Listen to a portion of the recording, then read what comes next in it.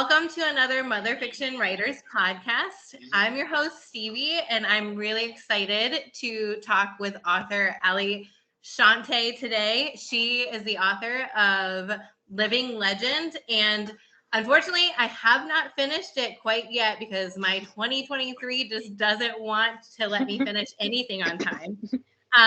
But I am over halfway through, and I am obsessed with it. So I'm going to jump over to her and let her kind of introduce herself and who she is, a little bit about her book and her characters and her writing.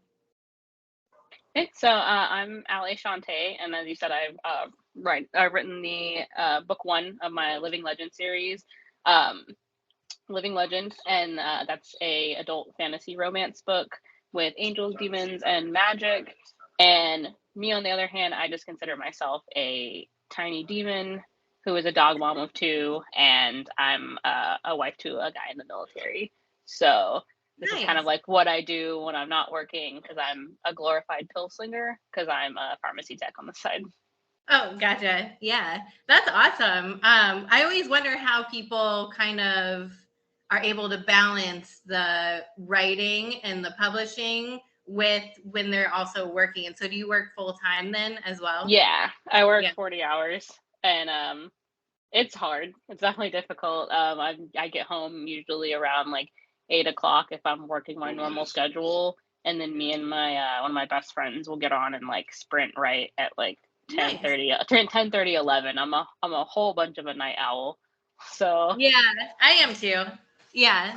That's when someone, like you said, the demon, I always say like my nighttime is when I come alive. So I get that. That's when your mind starts. But I love that you do writing sessions with a friend. Yeah, so that just kind of started probably at the beginning of last month.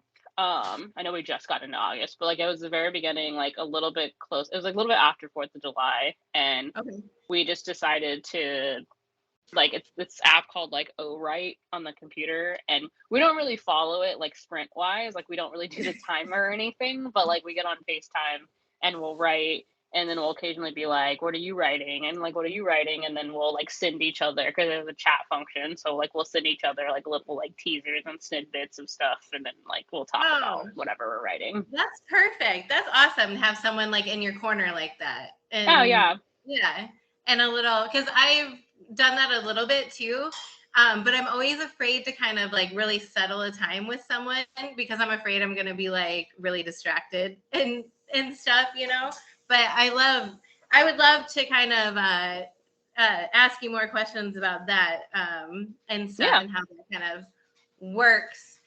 So when you guys are doing that together, then you both are on screen like we are right now, kind of a thing? Yeah, so it's just like normal like Apple phone like FaceTiming. So like FaceTime. So I'll have her like just like on a charger, and like we'll just both say hey, talk for a minute, and then like just get into you like we can see each other on like the app. So like if I completely like get off or like close out, like I'll leave the session, so it'll just say like one writer is in this room. And then when she gets on, it'll be like two writers, and then the app will basically like, as you're writing, it'll count your word count and stuff for you, and then when you hit like certain marks, you'll get like stars. And then that's neat. Yeah, and then when you get to like 1,000, like when you get to 1,000, all of your stars turn into one gold star, and then you'll keep going from there. So like everybody can see what's going on. Like she can see my stars, cool. I can see hers. Yeah, so it's kind of it's very cool.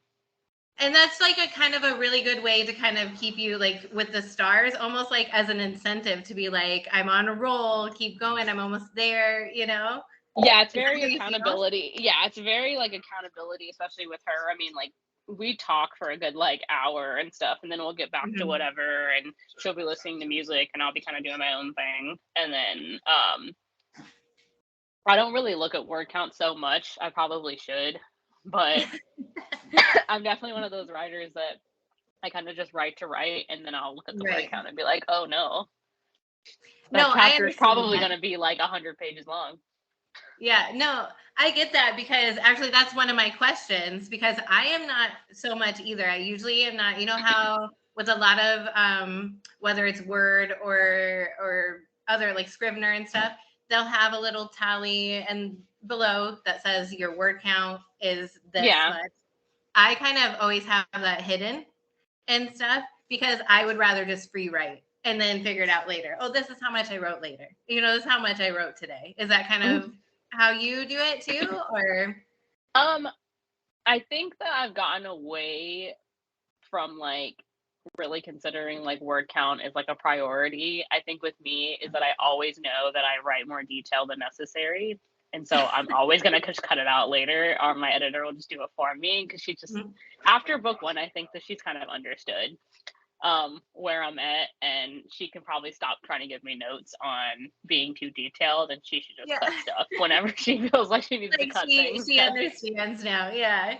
I loved your detail, by the way. I thought that was like your descriptions of the world. Like obviously a lot of us we're kind of used to demons, angels, Yeah. heaven, hell, all that stuff, but you did it beautifully and really interestingly where like Heaven's Gate is a place, limbo is a literal place.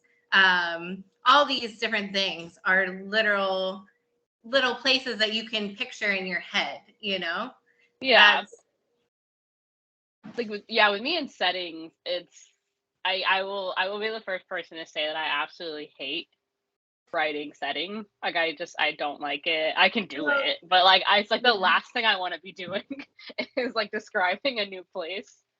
I'm like a dialogue girlie. So Oh, I I love will that. And your dialogue is awesome too. Your dialogue is like so much angst, and which I've seen your like reels before with your characters before I even started your book. So I kind of had a big dive already into they're going to be pretty angsty and kind of going at each other a lot.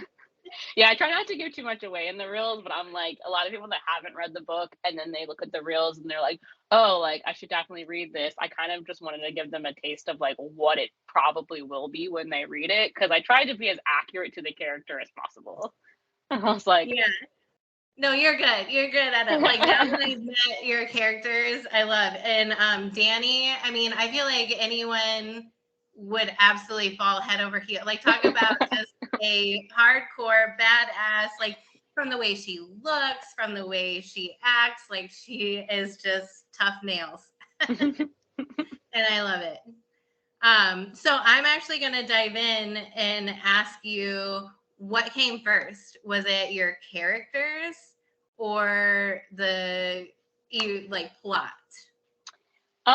so what actually like legitimately came first was I don't know how far you are into the book. Like I know you said halfway, but to me I'm like, what does that mean? I guess it might not be quite halfway. I'm on the very end of chapter 14. That's another reason I was late because I didn't want to put it down because it's just super like all of a sudden things were happening. Yeah, And chapter 14 is pretty gnarly. So just like, like yeah. so um so I actually can't go into like super I probably wouldn't go into much detail about it anyway, but it's like what came first was like the whole entire plot twist of book one.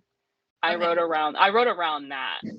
And then the characters were kind of always there, so I guess they kind of came first, but like they were pretty much like fetal stages. Like they weren't Like really like yeah, they weren't like well-rounded, well-developed yeah. characters yet. They were just kind of like pod people in my head. Like they weren't doing anything. And then I was like, I told my husband about the plot twist, and I was like, I really want to do that, but like I don't really know the story. Like I just Mhm. know that like that You is needed to build a where we're little headed. And he was like, okay. And then I just wrote chapter one, and then everything kind of just built off of chapter one. I was like, okay. I was like, yeah. I'm very much a pantser, so like everything kind of Okay. just like flows right off. Like I don't plan much. The plot twist Mhm. and the end of the book were like the two things that I planned, and that's it. Yeah, no, I love that because that's very much the style of how I write as well. I often definitely there's always a scene. It might not be the first scene or anything, but Yeah. there's a scene that starts forming and then it's just like, oh, build from there. And so I love that. I love the way minds work and writers and how different everyone's kind of mind is in that sense. Mm. So that's one of my favorite questions to ask. And then you mentioned, okay, so I wanted to also ask, what made you choose like the demons and the angels? Is that something that's always interested you, or was it because of this big plot twist that you were like, that's it? I think that it's always kind of interested me, but like I don't know. It wasn't like I definitely could have written a fantasy romance about anything else. It would have been fine too, but that's just what kind of like stuck with me. And there was kind of like an overall um like story in my head for the most part, but it was a very unfleshed out, kind of very outlined kind of plot. But that's definitely not the plot I went with at all. So like it doesn't even count. And it was also gender swapped. So Hmm. it was that was never even going to be a thing. So I was like, that's a cool kind of idea with angels and demons, but it's not exactly what I wanted. But I was always a contemporary girly at heart. Okay. So that's why like when sometimes when people ask me kind of like where does the book fit in fantasy, I'm like it's very contemporary fantasy, because really if you took away a lot of things in this book they could probably go to college and be totally fine, like they would be totally fine. Like the dialogue is just I can't really do a high fantasy. Like I applaud people who can write it. I can't do it. Mhm. I have to have these like very like new age 21st century Right. tone to like how No, they're speaking to each other. mhm. So I like love that's that. I definitely think, yeah, no, I get that. And I love that for you, like your book, because I think it helps also bring in new people, like you were saying, contemporary and stuff. So people who love fantasy or even dark romance and stuff, they won't find it too hard to dive into this and just be able to get with the dialogue and stuff, because that was something I didn't write it down, but that was something when I was reading, I was like, I love that this is the way that it is. I love that it is very like new age, very like they talk the way that somebody like we would talk, you know? oh And yeah, I love that. yeah, I it think it's easy to connect with.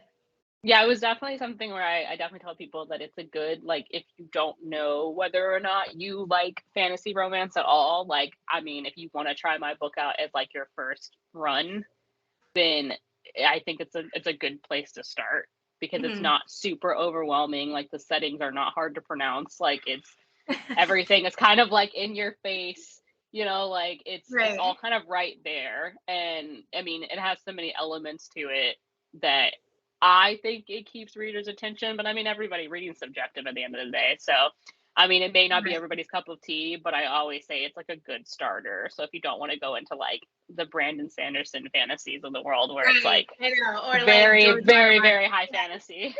Yeah, no, I totally understand that, because George R. R. Martin is my favorite. I still need to go into Brandon Sanderson. I read one of his books, loved it, but wasn't one of his deep fantasy ones.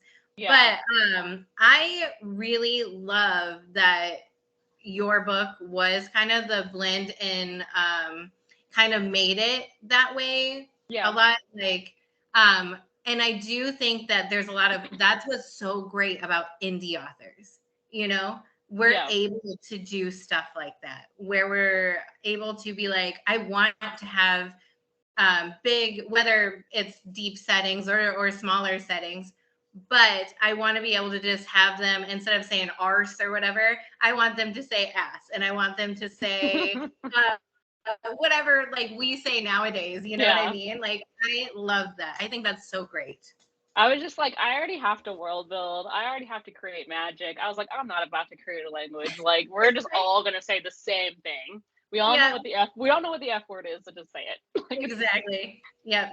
I do the same for most part. I do have one that's a deeper fantasy, but mm, again, I get more blocks on that because I'm trying, I almost feel like I'm trying too hard to make my mind work too hard. So I love that. Also, did you so you talked a little bit about word count. mm. So when you go into a book, do you know, like, I want to at least write 100,000 words? Or do you just let it completely flow? For book one, it was kind of just like whatever happens, happens. Just like when I got to the end, I got to the end. Like Okay. I knew that was it. And then I kind of put it all together, looked at the word count, and I was like, that doesn't seem like a lot. And realized that apparently it is a lot. And I was like, okay. And then realized that when it gets formatted, it turns into a 500-page book. So I was like, Right. oh, that's great. And so going into book two, I kind of set the goal to be the same, to be like 200,000 words. I definitely know I'm going to go over it. But that's just me knowing that I'm going to go over it, so that, editing wise, it probably might be within the same realm as the first book. Because currently, like, I'm at chapter 17 and it's already at like 104,000 words. God. So I'm like, okay. And I was like, I understand reality. So I was like, okay. So I mean, I don't think about it. I kind of just write to write, and then whatever details get taken out, they get taken out, because I am terrible at editing my book as I'm writing, which I shouldn't do because it just delays the process of finishing the book. Yeah. Right. Well, and that's what I always say that working on forward writing is one of the hardest things, because us as writers, sometimes, or at least like for me, I can be a perfectionist, So I want to be like, how do I move on from, I'm stuck on this chapter. How do I move on? Do you find that you get stuck on chapters, or you just roll? All the time. I get stuck all the time. I get stuck at the beginning. I didn't really get stuck at the beginning of Living Legend. I got stuck. Well, okay, Living Legends is an entirely different breed, because I didn't have like a deadline in that book. It was just whenever I finished it, I finished it. Yeah. So it would be that book almost took me a year and a half to finish, because I would write chapter 1, 2, 3, take 2 months off, and then come back.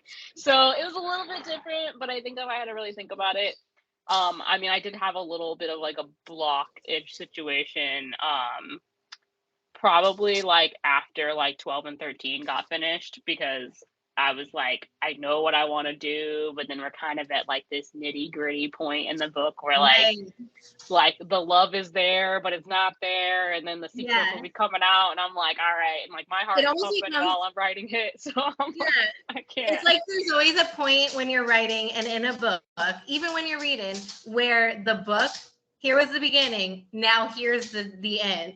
We're getting into this arc or whatever, and it totally, the characters is where they start to change, where things start to twist a little bit, come out, and so I can see how the block would happen there.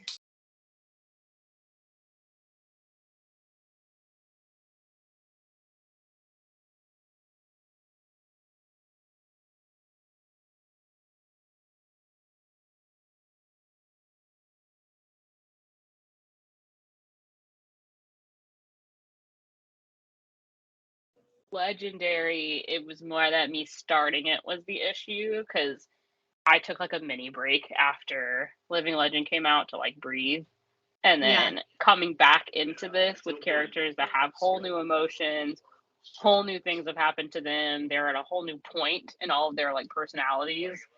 So trying to write from this new perspective from them was like a little bit harder to try to like dive back in and be like, oh, we're all sad now, great, like let me just write about that, like, so I'm almost like you had to recharge and like ready yourself before you dived back in, kind of a thing.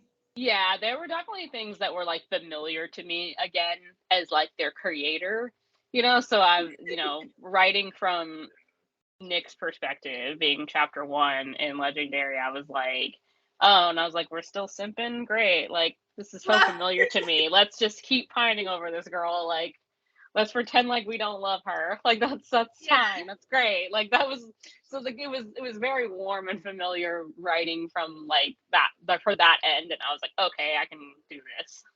Yeah, that's good. And so, like you talked about your creators, do they kind of feel your characters? Do they feel like they're your babies? Like you're just super attached to them, and do they often go rogue? Like they have a mind of their own? Um, yes and yes, they are very much my babies. I definitely love more. I definitely love some more than others. Mhm. It depends on my mood and where they are in the story. Depends on the amount of my love. But I think forever and ever, like whenever the series is over and all the side books and everything's over, like they'll always be my babies. They were like the first book I ever published, kind of thing. So, they're never gonna like not, but they do go rogue all the time.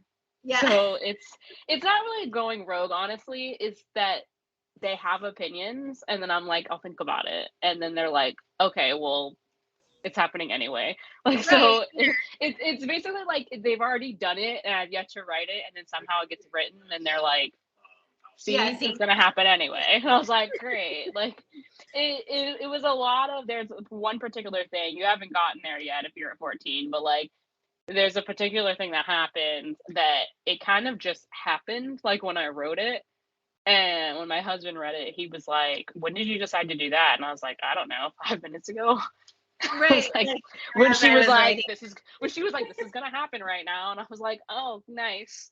Like, Yeah. that was a I great love choice that you that made. though. It keeps, as a creator, it keeps things like even for you exciting and stuff because instead of just like because there's probably chapters where they go just as how you thought you would sit down and write Oh them. yeah. But it's fun to kind of feel that new burst of creativity come out, like randomly as you're writing. Yes. Yeah. Yes, Um, definitely the beginning chapters are never going rogue. It's always just like in my head. So like chapter 2, when he first saw her, that happened exactly in my head. oh, perfect.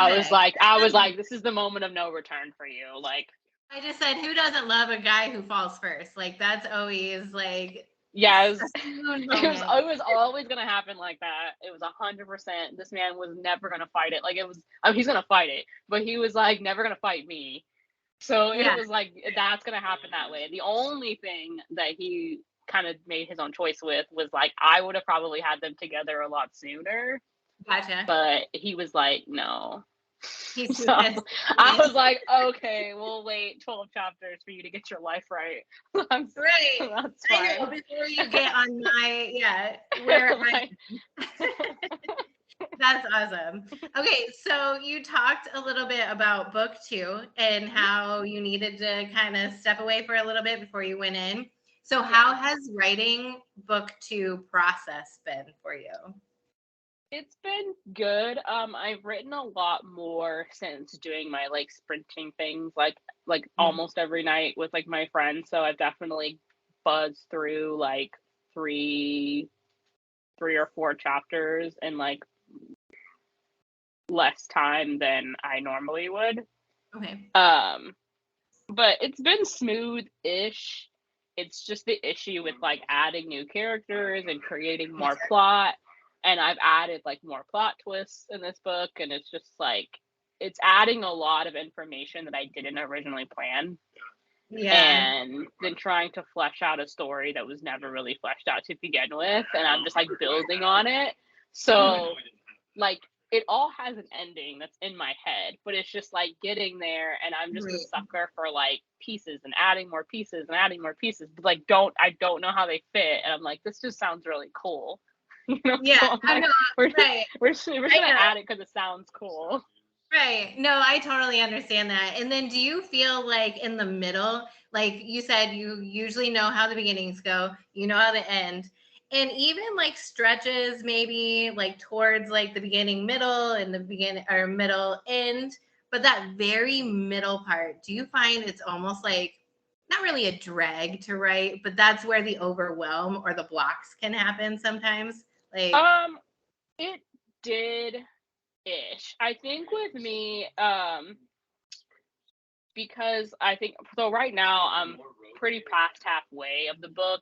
So I'm like in the middle, but like not really in the middle anymore. I think because my middles are very much like the funny, dramatic, sexy portions. So Okay. it's like more fun to write. So Okay. it's like 16 is pretty much like the middle of the book. Mhm. Because the book has 29 chapters. So yeah, it's like Yep. it's around like 16. So like 16 is that like very sexy, angsty chapter. So like it was very fun to write. It was just like Can't wait once to get that to that one. yeah. Yeah, you're like, let me just mark 16 Right. as like that chapter I should pay attention to. No, it's very much like it's my longest chapter, I'm pretty sure. But it's like after like you get over like the fun things and now you have to write the very like emotional, the very like Mhm. all the very intense fights, like the intense conversations now and like the revelations that are happening and like the dialogue has to be a certain way and like that's when I get it more than like the middle of the book kind of thing. That's Mhm. more just like is the pacing okay? So it's more of like is this really the middle Gotcha. or is Yeah. this still like the beginning of the middle? Like Yeah. am I really in the middle now and like is the book like actually going to be shorter than I thought now kind of thing. Like that's kind of where I'm at. So, Okay. Okay. And so when you're doing these writing sessions, do you mm, like sit there and if you are having like a chapter and stuff that you're struggling with, do you kind of hash it out with her and say this is what I'm thinking, but what do you think? um a little bit. I have to kind of be wary of what I'm saying Yeah, because you want to she's all spoil. like we've read each other's books. So Yeah. she doesn't want to know everything and neither do I. Yeah, no The problem. good, the good, the bad, and the ugly, right? Really, it's fine. It's gonna be perfect at the end of the day. So, I know. you know. I'll try. So you talked about how you have a lot of characters, and you really do. I mean, I probably haven't even met half of them yet. I'm not sure, but I love that because you never know because there's so many characters. You never know. It's fun to figure things out, and you never know really who is the bad guy, who's the good guy. Are they all just a bunch of morally gray? Is everybody against everybody? Like, so I was wondering too. Do you find it easy to find names for characters, or is that hard? It depends. So if it depends on how much in the story they plan to be. Mm, So, like there are some people that I don't need to give names to because like they're not going to be in the story for a long time or even for like less than a page. okay. But there are people that are going to be in the story for the same amount of time, but like the character that they're talking to, I need to like have a reader relationship with a different character. So like having that person address somebody else with the name gives like the other character like a different feeling. So I don't know, like in my head, it just works out that way. So Okay. my editor almost took out like a whole chunk of book one because I didn't give A a name. person that Nick was talking to a name. And I was Okay. like, would it be better if I gave him a name like at some point when they're having a Hmm. conversation? And she's like, yeah. And so I did, and then I like unremoved a lot of her stuff. And it isn't hard, but then like it is because I don't want like super generic names. But then sometimes if that's just what I feel, then Yeah. that's what I feel. But names like so like Danny and Nick were always going to be Danny and Nick. Like Gotcha. I definitely wanted to give her like a pretty gender neutral name. Hmm. And I don't know where Nick came from. I think I always liked it. I think I Yeah. always identify guys named Nick with being attractive. I Okay. like don't know. I like don't know Yeah. why. I'm just like cool. Like we're gonna call you that. And I always like Nicholas as like a full name. Yeah. Because she like does call him that frequently.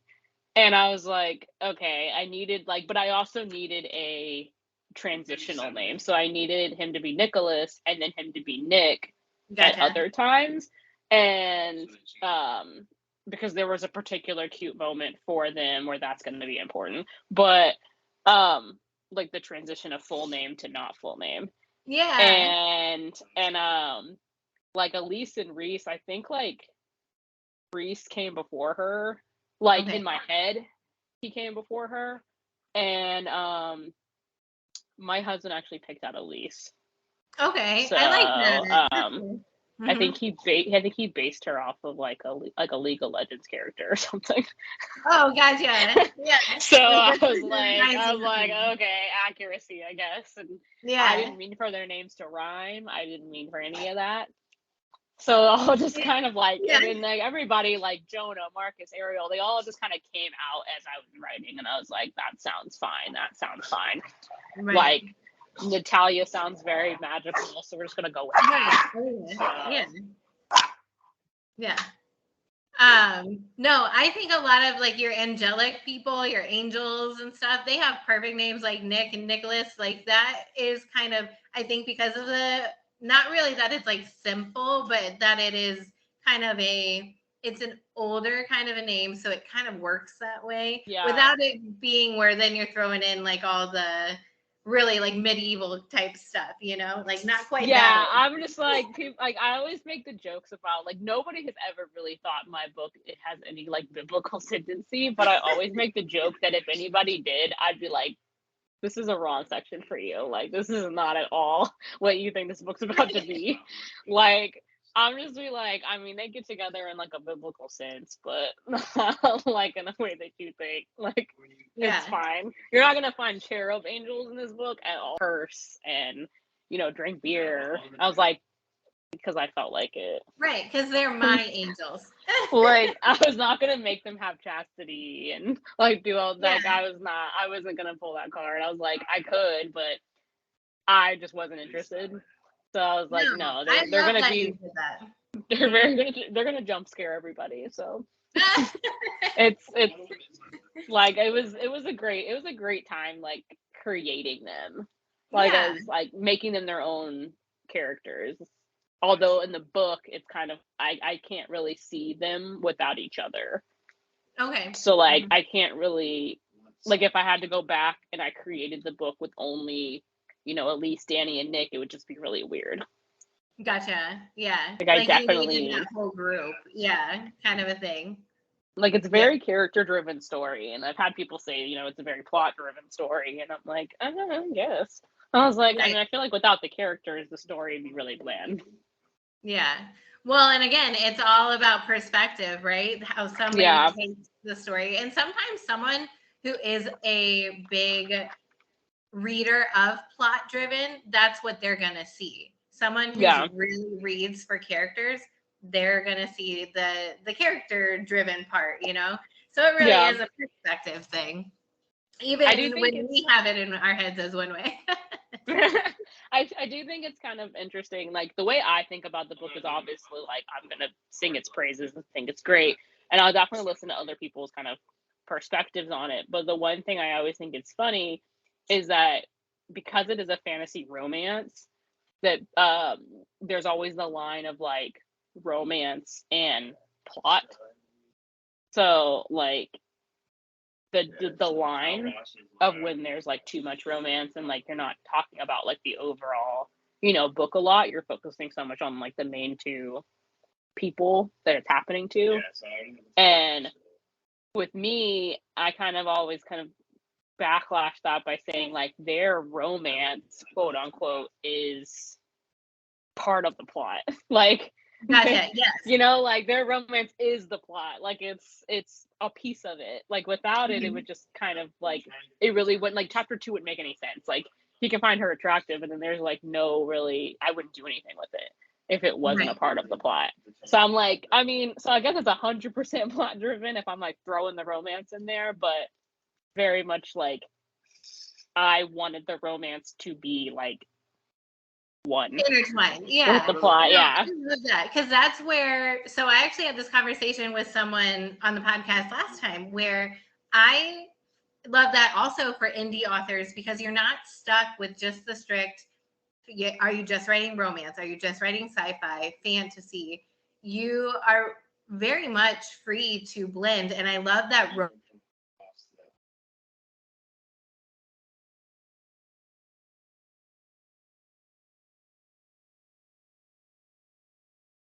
I'm writing fantasy, and then it's a subgenre of romance. It's like they are intertwined.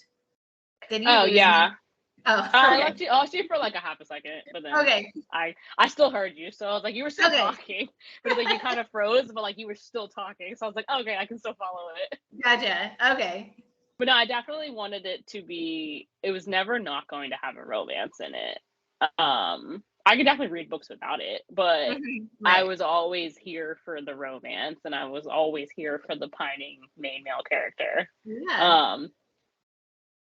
But like like sometimes like with readers, like they do get super involved in the romance, so like obviously people care about the plot, like all my readers like care about the plot, but it's like they're so invested Right. in It is. Danny and Nick's like their tunnel vision on their like love story. Yeah. That like the main question is always, and it's, I think all the interviews I've done, people are like, so are they gonna say I love you in the second book or not? And I'm like, Right. I was like, we will see. I'm like, we'll Yeah. see. I mean, Well, I know, but we'll see.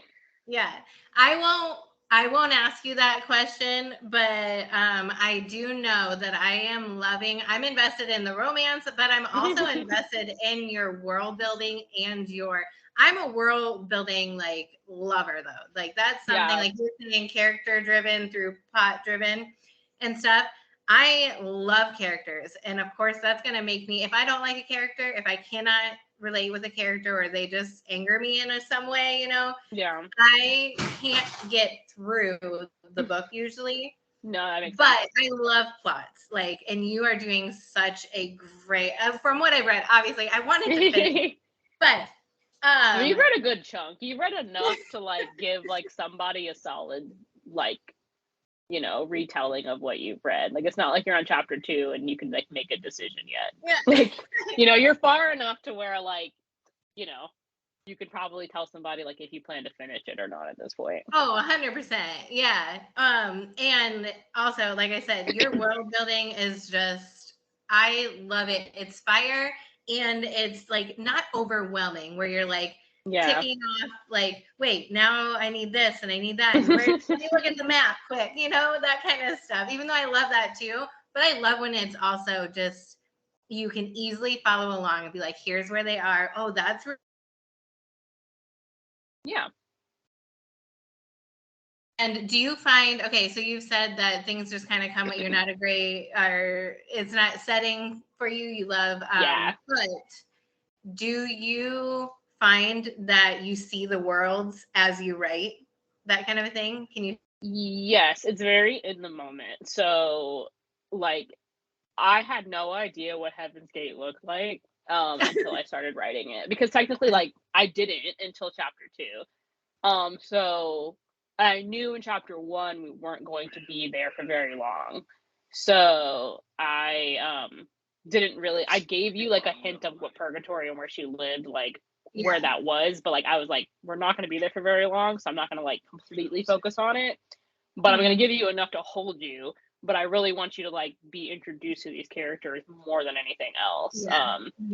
And then we can flesh out things a little bit later, but like with chapter 2 I was like, okay, first off I need to like describe this training room, but I need to describe this training room while also describing this training, while Yeah. also describing these characters. So it was like I need to build like the friendship through the dialogue, but then also do the description without it being a description, without like, but it was very like I had never done anything like that. So Okay. it was I remember doing chapter 2 on a car ride to New Jersey in the back seat of my husband and his friend, and I was like typing on my iPad. And I Nice. was like, all right, like the conversation where like everybody met, I was like, all right. I was like, I could write everybody in a room together. Like I can write this banter, this like I know all these characters The back now. and forth. Yeah. But I was like, they get into a new room and I'm just like, crap, now I gotta tell you what this room looks like because nobody's seen it. I like when I go into a room that's already been talked about because then I don't gotta say anything. Right. So I'm like, you guys should already know what this room looks like because you saw it 5 minutes ago. So like Yeah. that's what I had to have my editor tell me. She's like, you don't need to describe a room again if they've already been in it. And like I had that issue. And I've read books where like not the world building per se, but like the description of just anything was very like bullet pointy. Yeah, it was very like bullet points. Like it sounded like I was doing this, I was doing this, I was doing this, I was doing this. I like describing certain things through dialogue because it seems more authentic. If somebody is describing like a history or something, it sounds better when somebody's speaking it. And then I like to do it in pieces more than as one big paragraph. So like I'll describe something and then some dialogue will happen and then like I'll have them do something else which brings you back to the description. Yeah. But like it took a minute for me to understand how to even do that. Because I was like, what's more comfortable for me and what sounds better as a reader? Right. Kind of find your middle ground in a way. Like, I like to read this, but I have to give them a little bit of that kind of a thing. Yeah. Like what sounds more authentic to your story? So it's like, reading, like a Sarah J. Maas book might be different than reading, like a JLA book or reading this. Like the way they describe things are going to be different than the way somebody else describes it because the writing style is completely different. Right. Oh yeah. And that's that's what JLA to me is always like, she doesn't like she does it beautifully in the sense of like it's kind of thrown here and there and a little bit. I mean, From Blood and Ash did get a little bit more descriptive than I feel like a lot of her other books were, but I think she does it so well. I'll always give her props. But that's going to actually throw me into my next question. So who do you find influences you as a writer? Like from another writer? Like, is there like certain types of stories or an author or just, could you even like read something? Like what influences kind of the way you think about your writing, the way when you sit down and start writing? I think it's going to sound weird, but like my like reading preference is very different than my writing preference. So I don't normally read a lot of fantasy romance. Okay. I read a lot of contemporary and or like dark romance. So I'm reading like the Nikki St. Crows and like the monster romances and like all these books. So like I think that's why I highly enjoy writing the spice scenes in all my books because then I'm like, this is great. Like nobody has to really think. It's kind of like just do at this point. And so I can write 10 million of those. But like when I have to actually like use my brain, I guess, like, and like really think about like the thought-provoking fights and like, those things, I haven't really read books that would like help me with that so much. Because I mean, when people have fights, like, I mean, Nikki St. Crow's books, like there are fights, but it's like different than my fights. So, and I don't really pay attention to it so much. Like I'm like reading it so much, I'm not thinking like, oh, the footwork in this page. Right. Like, I'm not really thinking about it. So I guess like when it comes to influencing, I think it's just kind of like, it's gonna sound weird, but like a lot of authors will influence the like the more relationship part of the book than anything else.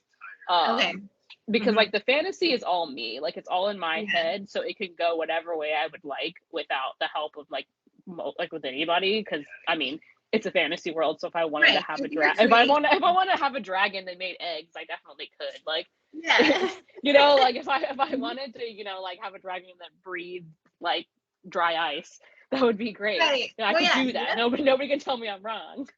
But it's your when world. When it comes to just like actual feelings and relationships and dialogue and like how to create those emotions, then like you have like the Sarah Kates and like even though like Jenica Snows are just like these novellas, like they do have these relationships. Like they're with monsters. They're with monsters, like the ones that I've read. But I mean, still, like you still see the love, you still see this, and so sometimes there's even more depth in it and stuff because of like whether it's like an angsty depth or even like more emotional and everything because. depending where they're coming from. I love monster romance, so I totally understand. Me and my best friend bonded over Creature Cafe by Cleo Evans, so Yeah, like we became best friends over that series, and like I think it's just like I think it's more or less about like the writing aspect and like seeing these people be these indie authors, and like it is intimidating to see these people push out books like nobody's I business. know. Yes. And I'm like, yeah, couldn't be me. But I'm like, everybody's gonna have to wait till March next year for this second book because I'm not about to just lose my sanity over it. Right. But like, you know, Cleo Evans pushes out books like, yes, she does. Literally, her next book is coming in like the next month or something. The third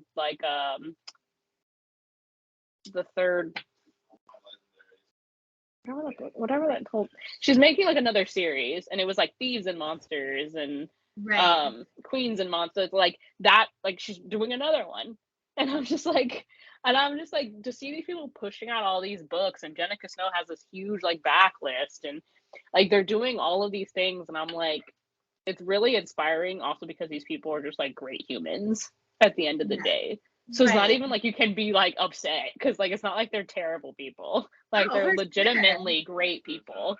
Yeah, that's what's. It was like a literal minute, but it like feels like it's longer than that. But you literally weren't even gone for like a minute. I have no idea what is going on tonight. I swear, it's like the fates are out to get me tonight. Well, did you want? I guess we totally jumped over and got to talking about other things. No, you're fine.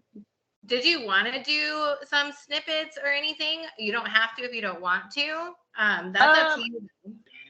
I mean, like, so with me when I like wrote the book, I mean, I guess as a writer, you always kind of want certain things to happen, but I never really thought that a character would like resonate with people at all. So, you know, when I wrote Danny as a character, I was never gonna kind of out of the trilogy, I was never gonna give her this like, I guess like redeeming arc where she like felt like she needed to like apologize for things that she's done. Right.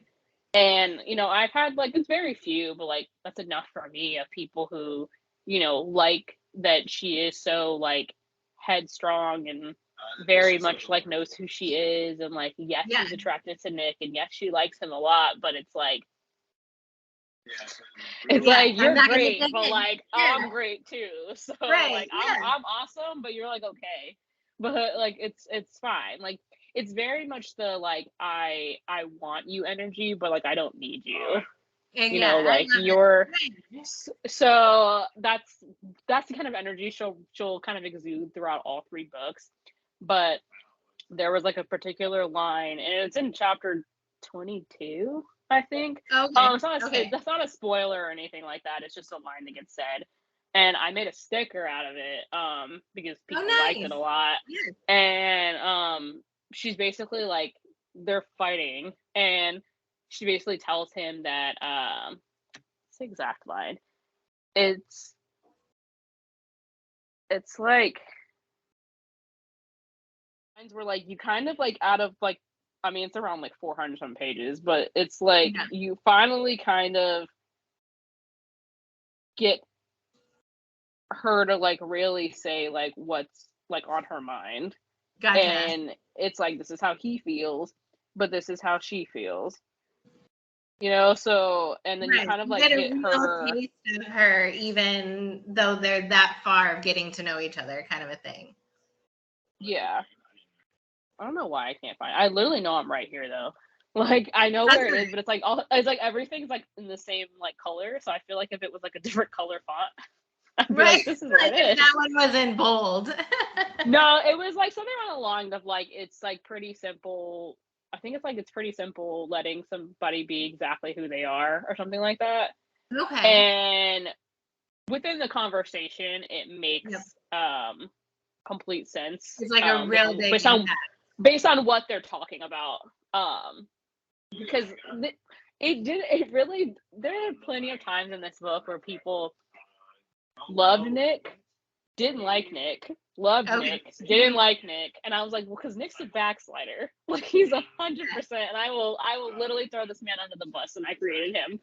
that he kept doing things in the whole book and then kept being like, just JK. Yeah, like, right.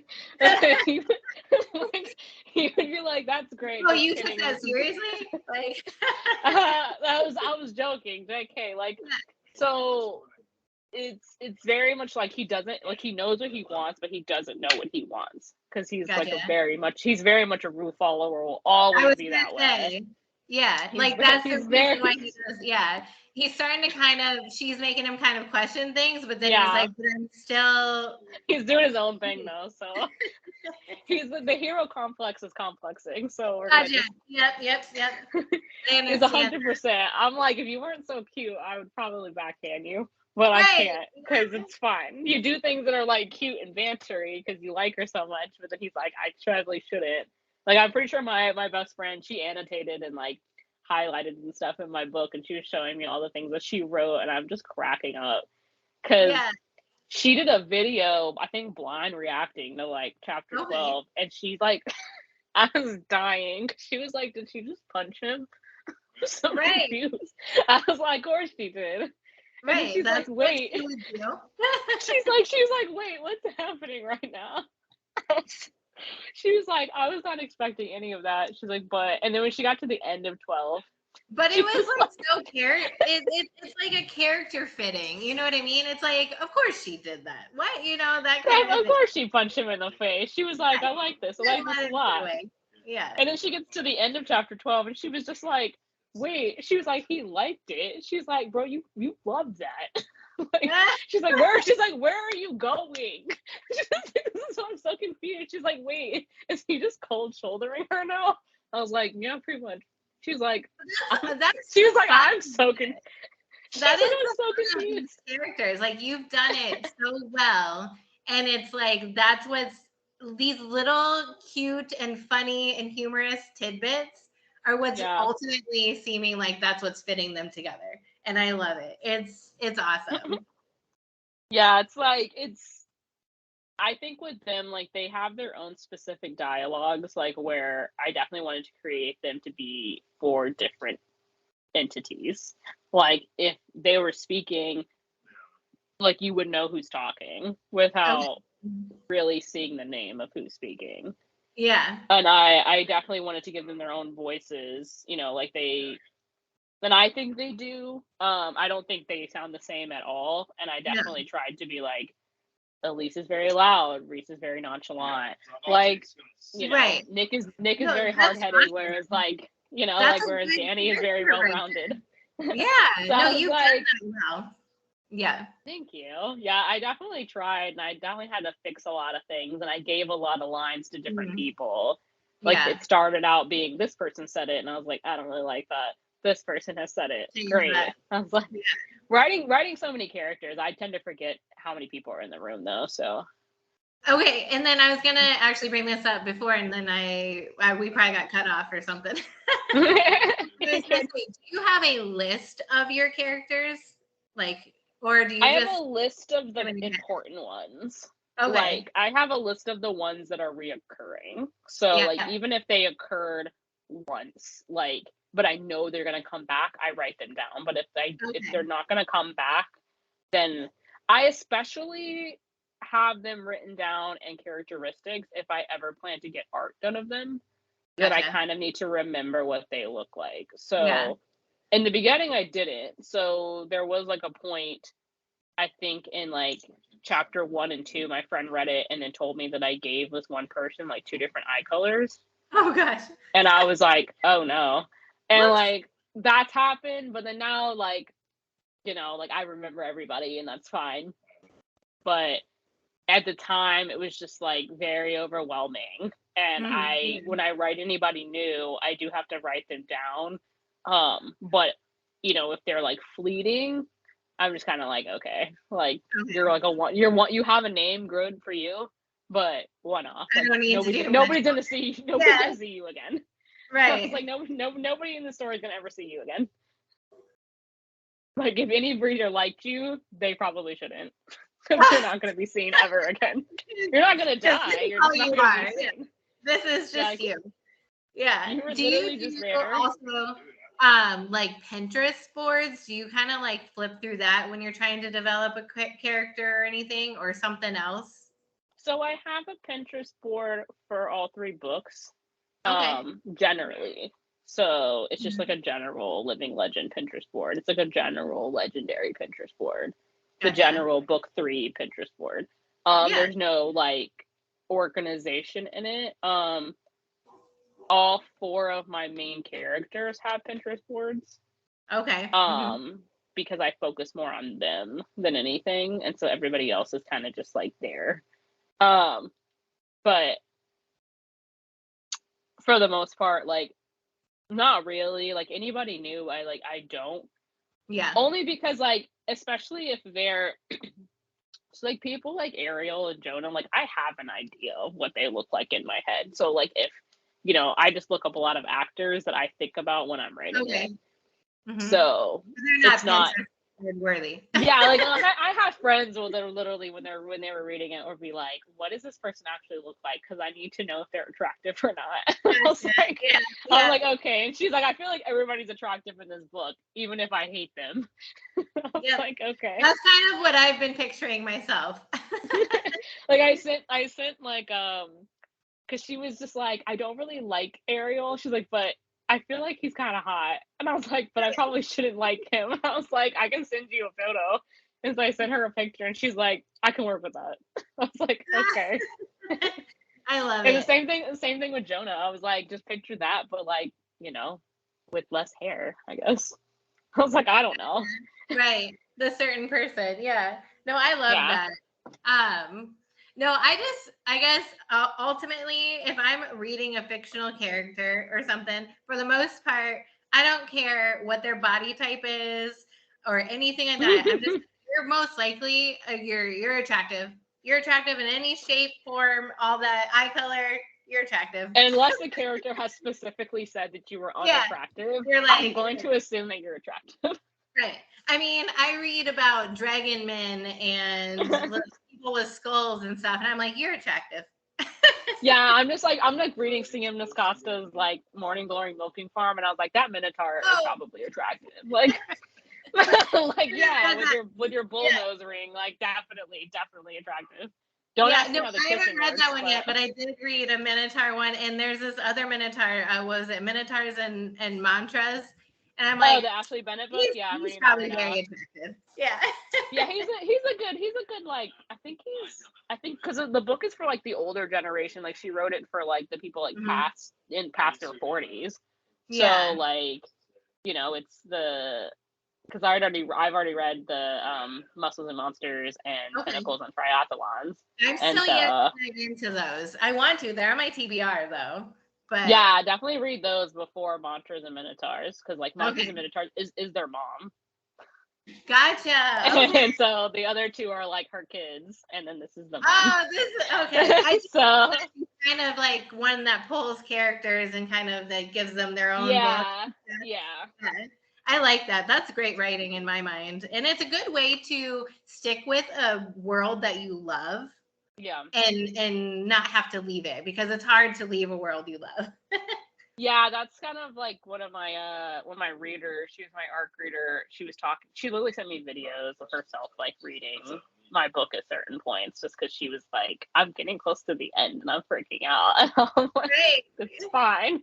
But she was telling me how, like she's so invested in like Danny and Nick, because obviously they're the main POVs of this whole book, Yeah. that when it's over and when I decide to like move over to everybody else, like Gotcha. she's not gonna know what to do with herself. Right. It's gonna feel overwhelmed She's and like, lost. I can read other people. She's like, but I'm so I just invested in want Danny you. and Nick. And I'm like, Danny and Nick will be there. They're Yeah. just not. They're not the center of attention. They're not the center of attention anymore. I was like, because I've done them dirty like enough. Right. Now you gotta give it to a few other people. Yeah, I was like, but you like the side characters. I was like, you want them to also be happy. I was like, Right. so you should be happy. I've even considering giving them a book with how much crap that they put me through. So is this going to be, when it comes to book 2, is it going to have more perspective, point of So views? For now, it only has the 2. Okay, It's very highly debated in my head if I'm gotcha. gonna do that. And then my husband, he's like a Reese stan forever and ever. Like Okay, yep. I feel like that man could literally do the worst thing possible in this book, and he'd be like, "That's my man. I'm gonna stick Yeah, I beside still him." love him. Like he's like he loves him, and so Yeah. I'm like, okay, that's cool. But he definitely wants me to put a POV in this book, but I'm Okay. like, it has to be the right time. Like I Yeah. can't just throw it in there for no reason.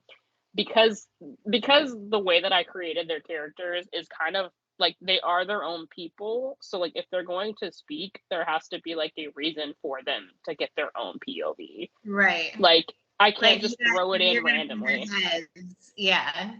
Because like if I only threw it in randomly, it might be like a paragraph and it would just be Oh, pointless to gotcha. me. So like it would have to be something has to be happening within the book for me to want to swap To really completely jump. into Yeah. like Elise's head, which is a scary place to be. But it's fine. I love her too. Both So of like you just are so imagine the cute. fact that I plan to write a whole book around her. So it's just gonna be like the greatest time. But like I'm gonna be in this shell of like insanity. And it's like I know where I would put their POVs. I just have to Okay. get there. And then if Yeah. I decide that it's worth it, then I'll put it in there. But if it's not worth it, then I'm not gonna waste the time. Yeah, I get that. Because it can kind of throw you off. That almost something. It could make you where you're stuttering, then where you're kind of like, should I keep this? And you're almost stuck. So I understand that. You really got to feel it first. So also, I was going to ask. So you said earlier there's 3 books in this one. Is that the plan? Yeah, this is a trilogy. That is the plan. If it's not the plan, We'll see when you get to book 3. I mean, like, it's just kind of like, I don't know, because honestly, I really can't see any more for them. Okay. Because I don't want it to turn into one of those things where you keep doing it for the sake of doing it. Like, Yeah, 'cause you you can't let keep go. making them fight for no Yeah, reason. Like, they right. just let them be happy and There's got shut to be an up. ending. Like, just let them be happy and not have to do anything. Like, that's kind of where I'm at. Because I don't see myself having any more story for them. Like, just them two being like the center Right. of attention. I kind of want to shed some light on everybody else because it's hard to tell a side character story without being in their head Yeah. and letting them, also fall in love or let them also do these things. And So are you planning on like prequel type stuff or just side stories kind of so thing? I plan on both. Okay. The way that the story is working out is that I feel like a prequel is just kind of needed at this point. Gotcha. Which I kind of always knew I was going to do one before Living Legend was over.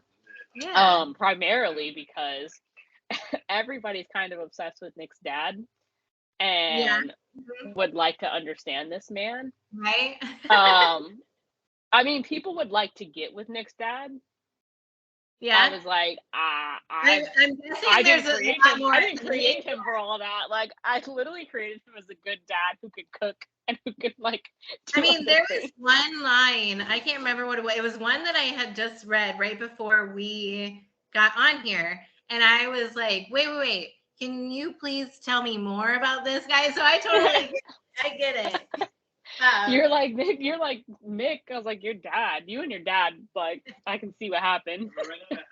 Like, but people want to know more about like him and Jonah's relationship and everything that happened beforehand and all the things with like Natalia's mom and all of that stuff. So like that book is probably not going to happen for like a minute just because like Gotcha. that's going to be a lot more planning than I've ever done because I have to You're go gonna do completely that. backwards in my world building and actually like make sure that everything I'm setting up in the prequel makes sense for Makes sense. later. Yeah. Yep. And so like it's weird, but I have my husband to keep everything in track because he's the Oh, math perfect. person. So he makes sure that like if I'm He's saying an like age, it logical makes one. sense for later. I'm like, how old would Nick's dad have to be if Nick is this old? Like, and he's Right. like, he would have had to have him when he was like 20. And I was like, okay, makes sense. Okay, cool. because like one line can like screw people up because they're like, wait, the math isn't mathing on that one. Like, how is that? How does that work? I wouldn't notice it because I'm not a math person, so I just be like, oh yeah, makes sense. Most people would be like, wait, wouldn't you be 2 when this happened? And I'm like, no, you read that wrong.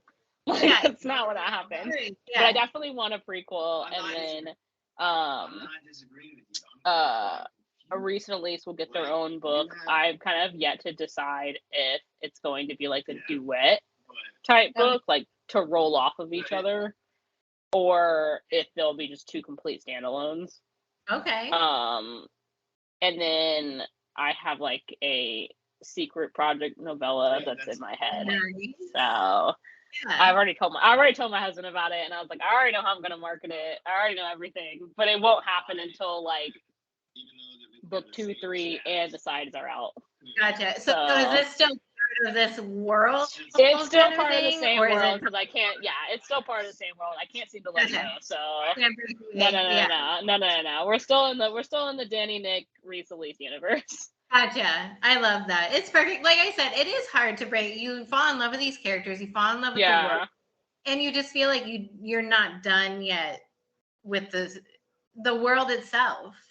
Yeah, I feel like I have so much more story I could have for them, but it wouldn't be a like fantasy fighting there's a big bad anymore, because I want to bring them into like the contemporary world where like they have contemporary problems. Yeah, I want to have them have like contemporary problems. Gotcha.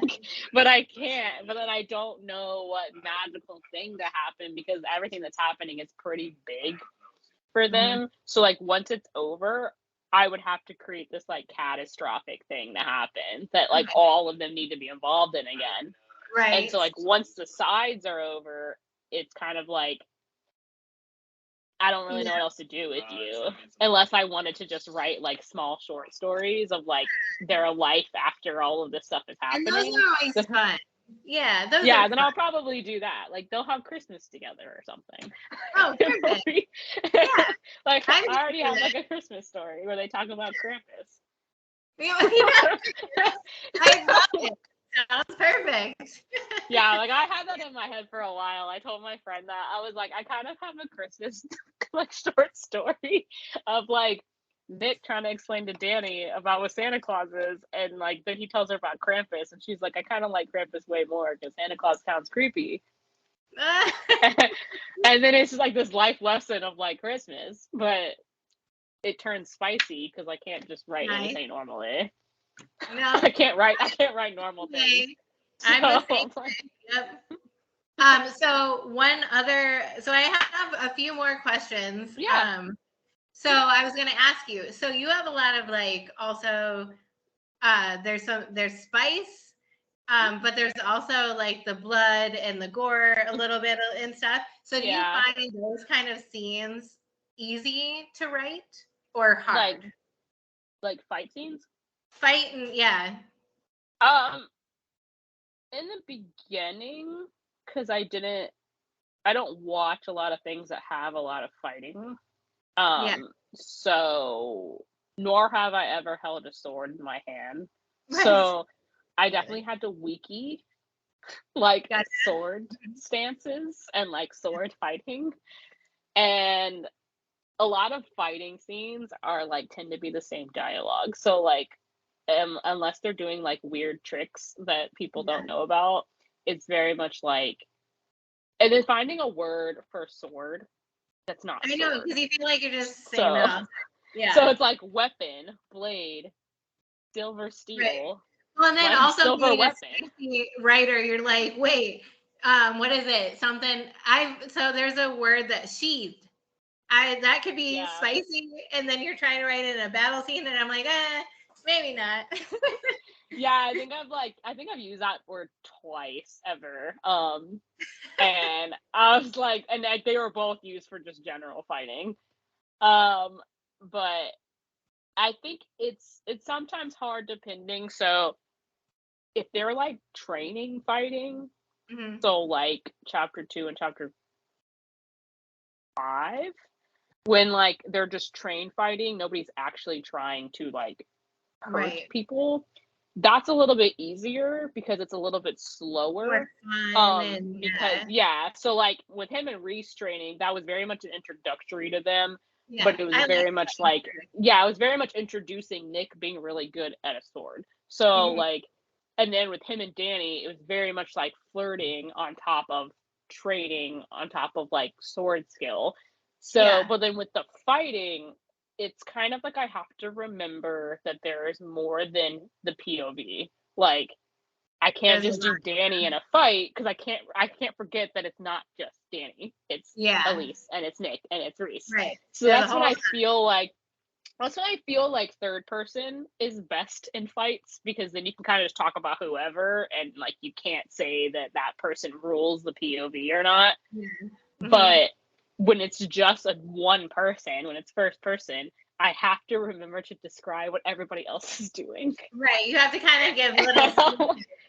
And I'm like, other than that, you're by yourself in this scene apparently, because I can't forget like that. What they're feeling, what they're doing. Yeah, I know. Like even if it's like a sentence, I have to say something.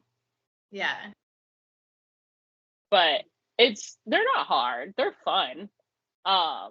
And I don't mind writing like blood and whatever, because I mean, I tried to write like a horror book a long time ago, and that was like really fun for me. Okay, that's cool. But I didn't like the plot. I mainly liked the like horror portion of it. Yeah. So blood and gore doesn't really bother me like at all. Like, well, that's I mean, That's kind of what I figured, because I mean, you start off right away with just blood and sweat and seeping things, and I was like, okay. You're like, all right, the first word is literally blood, so it's like, great. Yeah, intro. It was great. And so then when it comes to the spicy scene, do you find those super easy, or do you feel like you have to kind of be in the right mindset, or I'm pretty sure any of my friends could answer this question for me. So literally, I can write those any day, any time of the year. Like, it could literally, I could tell you where I was writing every single one, because they weren't in order. Those are the most like pantsed things I will ever write. Like, I can literally say chapter 12 I wrote while I was writing chapter 4 of the book, because I was like, I can't wait for you guys to get here, so I'm just gonna write it and then just copy paste it into the book. And I was like, I don't know how you're getting here, but we're getting here at some point. I never said what chapter it was going to be. I just wrote it, put it in a Word document. I'm pretty sure I called it like Word Vomit or something, and threw it in a Word document. And I was like, cool, come back to you when I come back to you. And then I re-edited it a little bit. Like, I changed clothing a little bit. I always have to write like how we get there. So like, when chapter 12 starts, the whole beginning of chapter 12 is like Nick talking to Jonah and them. So like, I had to write that all myself. And then once him and Danny are done actually like arguing or whatever, I copy and pasted it in. I was like, okay, we're finally there. Chapter 16 I wrote when I was at work. So nice. I was on a break, and I was like, on my phone, just like wrote this whole chapter. I was like, great. I was like, this is flowing. I was like, I'm so bored. I can write the best time for me to write a spicy scene is when I'm bored. Yeah, because I'm just thinking. I can't write plot. I can't write plot when I'm at work. I can't do any of that because I have to like hyper focus. But like, all of the scenes for chapter 2 are already written. So like, I'm just implementing them now and like where they need to be. So like, super easy.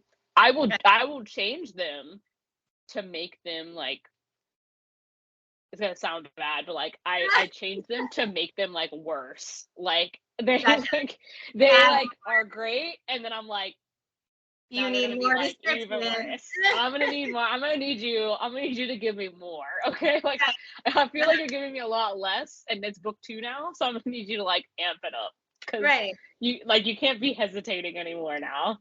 That's kind of like the way I think about it, and I send a lot of things to my one friend who nothing phases her. Like, Okay. Yeah. no, like, spicy line, no nothing. Like, she'll send me, like, oh my God, like, sweating emojis and stuff, but, like, Right. if I were to, like, ask her stuff, Like like, in it's a good very, way. like, yeah, Yes. it's, like, straight face. She's like, "Cool, say this line." Like, Yeah. I remember I was editing chapter 12, like, physically editing it to, like, see if there was anything missing and whatever, and originally, like, Nick was not very vocal, like, at all. Like, Gotcha. he wasn't Yeah. he wasn't like a mime, but, like, he, like, wasn't but he just, like, wasn't really expressing himself, Yeah. and I'm like, "I don't know if I like this man right now," and I was like, "But I don't know what I want him to say because I don't know what's out of pocket and what's not. Like, what would Gotcha. be kind of okay at this point in the book, and then what's, like, jump scare. Like, Right. What would be how him did to? we get from this to this? Like, Yeah. there is no middle ground." And so I would send her like a snippet and I was like, don't ask about context. I was like, just tell me first thought, what would be something like, out of all the books you've ever read, like, what would be the best wording for this? Or like, what's the best line? And she told me, and I was like, I was like, okay. So it got put in there, but That's I was perfect. like, nice. And so, like, and then it just went from there. Like, I just kept making him mouthier and mouthier and mouthier. And now that is like, he is like crowned now of just having this like absurdly dirty mouth. And I'm Perfect. like, Here I'm for it. so happy for him. And I was like, I'm so happy for you. Yeah. That's perfect. I love it because it's that he's got that like hero complex thing, but then get him in bed with her and he's all like, I got this. Yeah, my one of my best friends of like a while, her explanation whenever I try to like downplay stuff, she's like, he's different with her. Yeah. I'm like, yeah, pretty much. Like, you Or get he him in a just room with his he friend, he's opens like up not with like that. her. Yeah, that's awesome. I love that. I'm here for it. Go Nick. Everybody's like, oh, I wasn't expecting this. And I'm like, yeah, that's the whole point. I don't think she was either.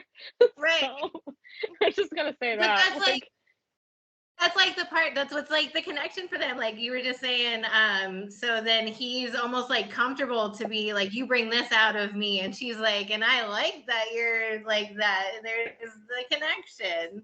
well, Um, it's very much like a learning experience for like both of them because like if you really look at them, like if you really dissect them as like characters, because one of because my friend, I was talking to her until like really late at night, and she was like, "Did you mean for them both to be like switches, where like Nick's oh, this like dominating individual, like when they're in bed, but then like when they're not, he's like, can I smell your hair?" Kind of thing. Like he's like obsessed with her, but then like on the outside, she's like, "Get away from me," but in bed, she's right, like, "Okay, I will do whatever you want."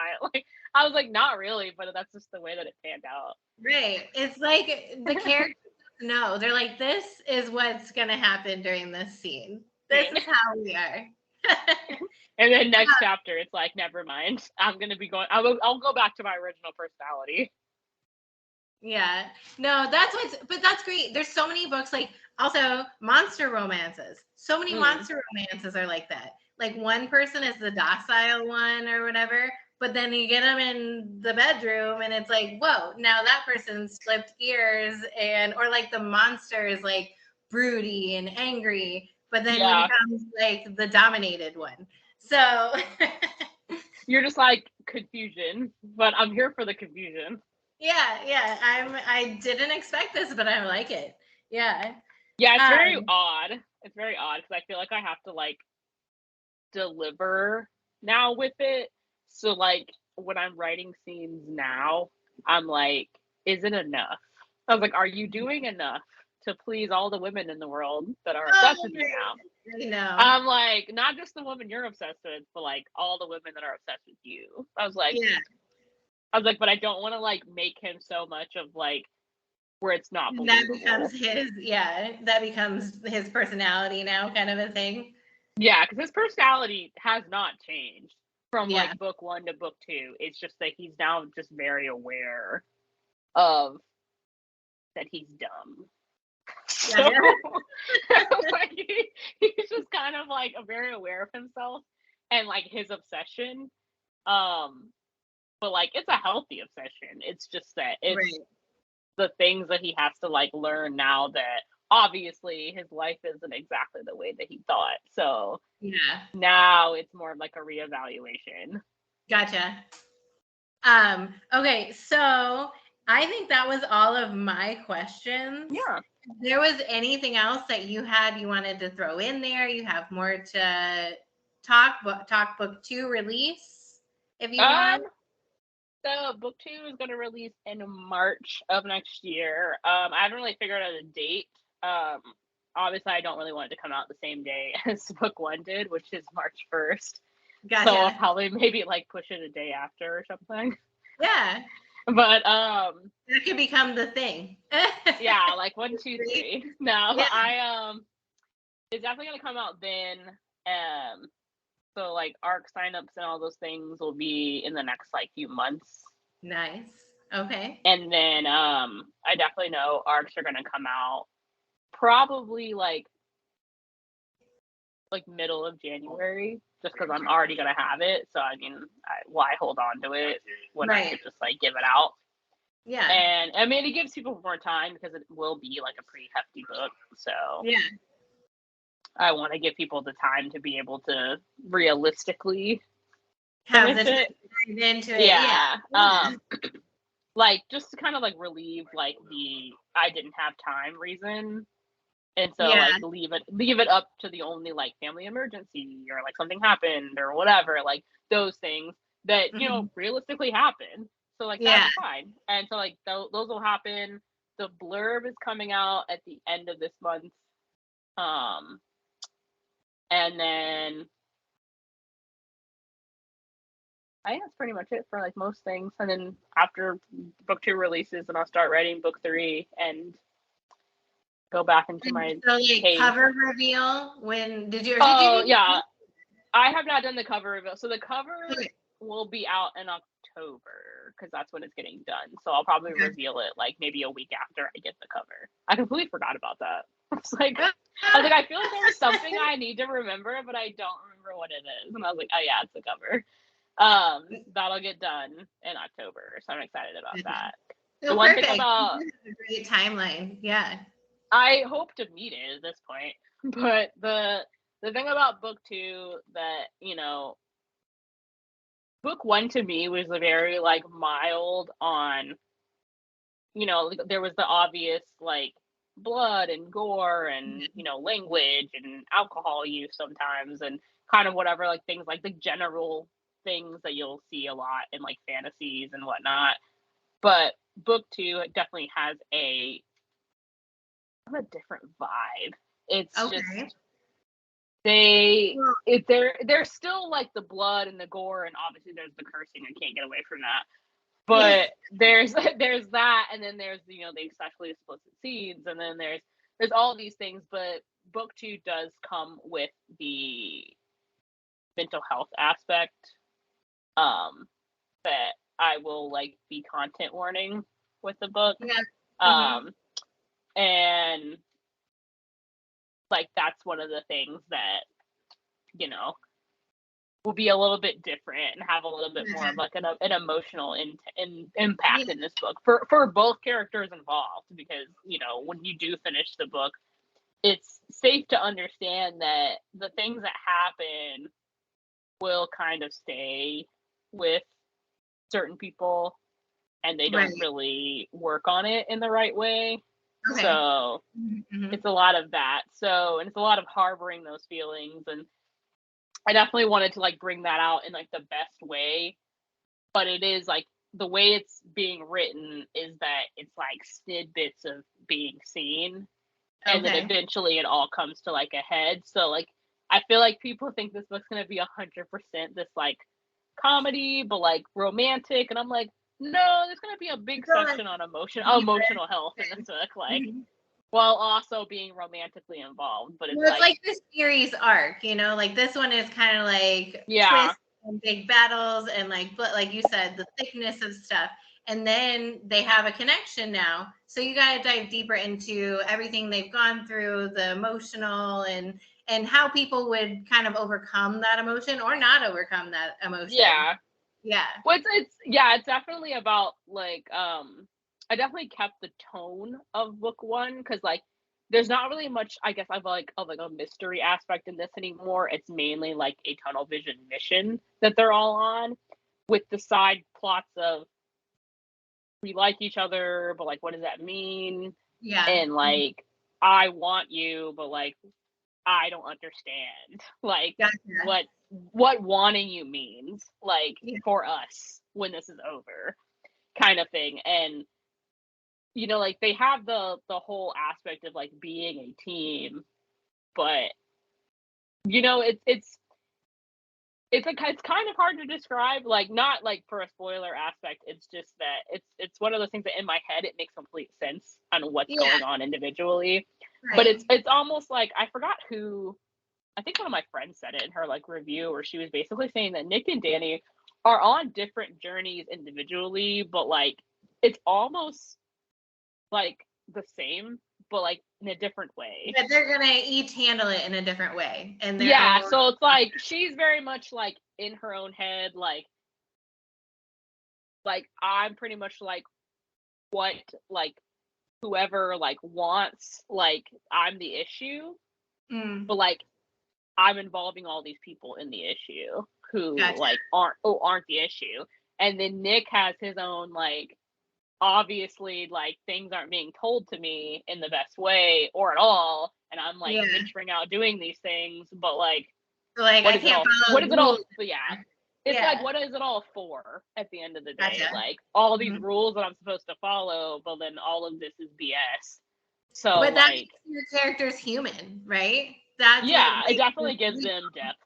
Yeah, it definitely gives Because them some depth. everyone there's no, even if people have similar personalities, they're still gonna take something that's happening to them and make it their own way, get their own way through things, and Oh stuff like that. yeah. Yeah, it's definitely, I've never had to write like somebody being so emotionally distressed before. So writing this man have a panic attack was probably like the weirdest thing that I've ever Gotcha. done, because it was like this downhill writing of like I had to like, it wasn't, I mean, I guess to some people it could be like this dark space, but like it was maybe like two paragraphs and then the chapter was over. But Yeah. I was like I was just like I had to step away for a minute. I was like, dang. I was like, you're going through some things, man. Right. Like, But like okay, let's not tell anybody I'm going through it though. So that's like it makes you feel bad because then you're like, right. nobody knows that this is happening to you, Right. kind of Oh. thing. So you're like, sweet little Aw, baby, poor Nick. this sweet little Carol, like you're going through all these things, but like I know how it all kind of gets resolved. And I I was telling my best friend on one of our sprints, I was like, I'm so happy to like continue their their love story and all these things, and then I can't wait to just rip it all apart. Right. It's I gonna be know.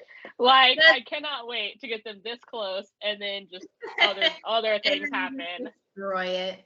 I was like, I just got this man back to being normal, and then all of a sudden I'm like, JK. Right. That's the joy of being the writer, the creator, right? The Oh joy yeah. in the pain.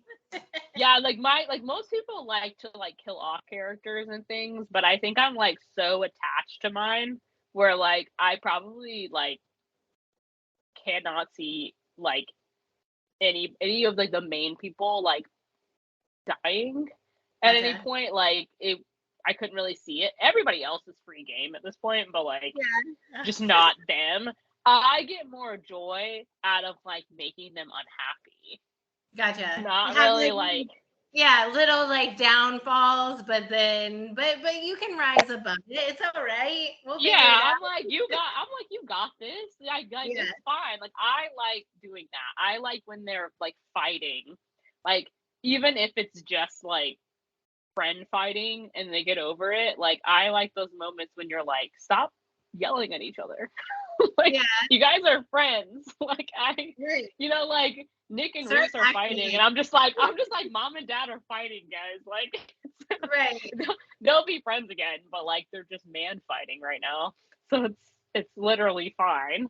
I'm like, I like to be funny about it a lot to myself, not really when writing it, but I'm just kind of like offhand, like the peanut gallery comments of my own writing. So when they're like actively fighting, I'm just like basically in between the lines, I'm like, you're mad because your friend isn't spending time with you, but you're mad because you like that girl upstairs, but you can't do anything about it. Like, Yeah. this is why we're fighting, not Nice. because of the plot. We're just fighting because of these like things in our head. That's funny. I love it. That probably makes, I mean, that makes the writing fun, right? Because Oh you yeah. you kind of like laugh with them, or even like become their outside friend, kind of like looking in on like their silliness and stuff, or their pettiness almost, like, come on, guys, like, act a little more mature, can you? Yeah, I definitely want them to do other things, but like the book pacing and like the plot will only allow me to do so much, and I definitely still want the book to make sense. Yeah. So, like, I can't have them going on like side adventures for no reason, just to Right. be funny. But because like it could happen, like it could very much. Right. That's like the novellas. That's kind of what those are. Yeah, For. the novellas are like a future like Patreon. If I ever did one, then like I would definitely choose that, because there are so many things that my readers have been like, these people together, and this person together, and this person together, and I'm like, we'll see.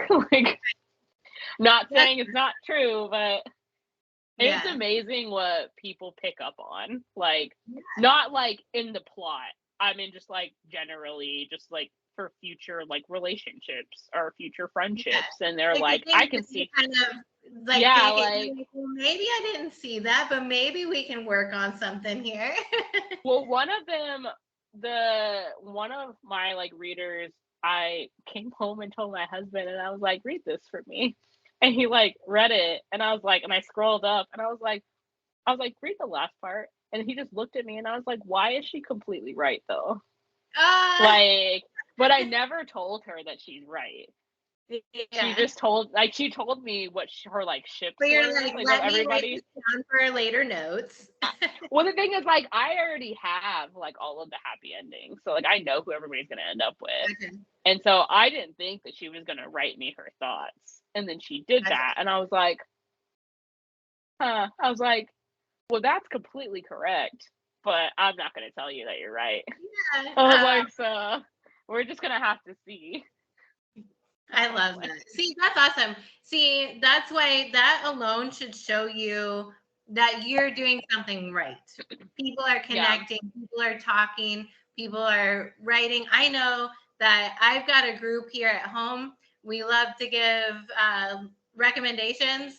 And as soon as I am done with this one, it's going into that recommendation. Like, have you read this? You. You should. But yeah, I will probably continue reading tonight. If I don't tonight, my plan is to finish it tomorrow. So, because that's the thing. Once yours, it's so fast paced, and once you just really dive deep into these characters and get connected, you don't want to stop. Or I personally don't want to stop. So, I am ready to finish this and dive deeper into it. And then it's one of those books I will eventually have it up on one of my shelves, because so it's one thing to read it in ebook form, but then another thing to see you when you pulled it out and I saw how thick it was. I'm like, you would look beautiful on your shelf. She's a chunky girl. Yeah. Like, but that's crazy that you say that, because I've heard a lot about my book being very slow in the beginning, and I don't get mad about it, because I'm like, well, I mean, like, I feel like that's a lot of first. You gotta especially get to when know you have the to. So I'm like, I was never mad at that. I was like, oh, it makes sense. Like, nobody was saying it was just like a slow book. Like, they were just saying it was a slow beginning, and I'm like, I was like, I get that. So like to hear that it's like generally fast paced is kind of nice. I was like, oh, that's nice. I mean, I wasn't really writing it for like the fast or slow pace. I was just writing it so that it made sense, like generally. Right. But I've been told that it Your basically fun. gets Yeah. I've been told that it basically gets like one of my friends was like, basically when you get to like chapter like 14, 15, it's kind of just like, Well, definitely you just like I said, I didn't want to. I almost was like gonna be like, hold on, I need to finish chapter 14 before we start this. you're No. just like, you're like, wait, what's happening? Yeah, no, because I was like, I'm afraid if I continue, then I'm gonna send another message and be like, wait, now I need to finish 15. So you're like, you know what? Why don't we just postpone? We're just gonna read the rest of the book, guys. It's fine. Yeah, no, but I am definitely looking forward. I've absolutely loved talking with you. This has been so much fun. Thank you for wanting to be on the podcast. And I mean, I look forward to seeing further what you put out and more on book 2. So, and I look forward to marketing book 2 a lot more once I get like further into it. Yeah, I can't wait, especially now that I've asked you a little bit on the timeline of stuff. I'm going to keep an eye out for stuff. So, thank you. Awesome. Yeah. Well, you have a great night.